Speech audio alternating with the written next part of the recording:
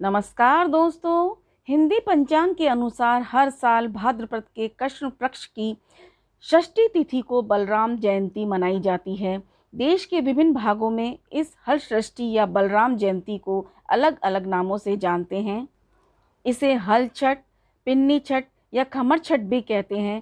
साल 2021 में भाद्रपद के कृष्ण पक्ष की षष्ठी तिथि 28 अगस्त दिन शनिवार को है। बलराम जयंती हल सृष्टि की पूजा विधि इस प्रकार करें। माताएं हल सृष्टि का व्रत संतान की लंबी आयु की प्राप्ति के लिए रखती है। इस दिन व्रत के दौरान वह कोई अनाज नहीं खाती तथा महुआ की दातुन करती है। हल सृष्टि व्रत में हल से जुती हुई अनाज और सब्जियों का इस्तेमाल नहीं किया जाता। इस व्रत में वह वही चीज़ें खाती है जो तालाब में पैदा होती है, जैसे तिन्नी का चावल, करमुआ का, पसई के चावल खाकर आदि। इस व्रत में गाय के किसी भी उत्पाद जैसे दूध, दही और गोबर आदि का इस्तेमाल नहीं किया जाता। हल सृष्टि व्रत में भैंस का दूध, दही और घी का ही प्रयोग किया जाता है। इस व्रत के दिन घर या बाहर किसी भी दीवार पर भैंस के गोबर से छठ माता का चित्र बनाते हैं। उसके बाद गणेश और गौरा माता की पूजा करते हैं। महिलाएं घर में ही तालाब बनाकर उसमें झरभेरी, पलाश और कांसी के पेड़ लगाती हैं। वहां पर बैठकर पूजा अर्चना करती है, हल षष्ठी की कथा सुनती है, उसके बाद प्रणाम करती हैं। यह व्रत महिलाएं अपने पुत्रों की दीर्घायु के लिए करती हैं। धार्मिक मान्यता है, ऐसा करने से भगवान हलधर उनके पुत्रों को लंबी आयु प्रदान करते हैं। हल सृष्टि की पौराणिक एवं कथा, व्रत कथा। भाद्रपद के माह में कृष्ण पक्ष की सृष्टि को यह पर्व भगवान श्री कृष्ण के ज्येष्ठ भ्राता श्री बलराम जी के जन्मोत्सव के रूप में मनाया जाता है। इस दिन भगवान बलराम जी का जन्म हुआ था। प्राचीन काल में एक ग्वालिन थी, उसका प्रसव काल अत्यंत निकट था। एक और वह प्रसव से व्याकुल थी, दूसरी और उसका मन दूध दही बेचने में लगा हुआ था।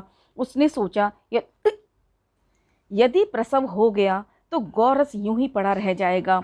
यह सोचकर उसने दूध दही के घड़े सिर पर रखे और बेचने के लिए चल दी। किंतु कुछ दूरी के पश्चात ही उसे असहनीय प्रसव पीड़ा हुई। वह एक जरबेरी की ओट में चली गई और वहां एक बच्चे को जन्म दिया। वह बच्चे को वहीं छोड़कर पास के गांवों में दूध दही बेचने चली गई।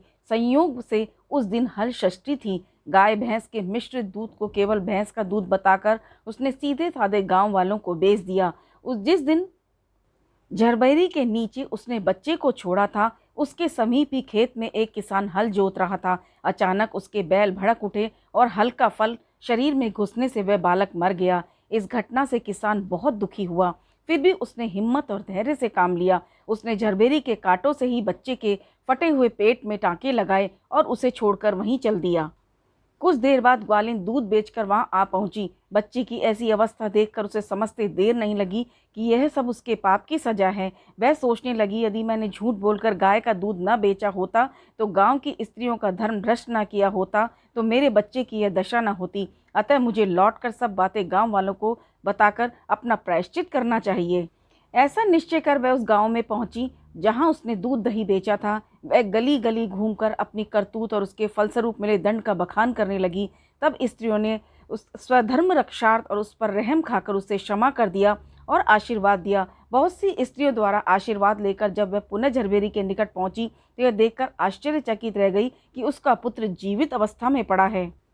तभी उसने स्वार्थ के लिए झूठ बोलने को ब्रह्म हत्या के समान समझा और कभी न झूठ बोलने का प्रण किया। धन्यवाद।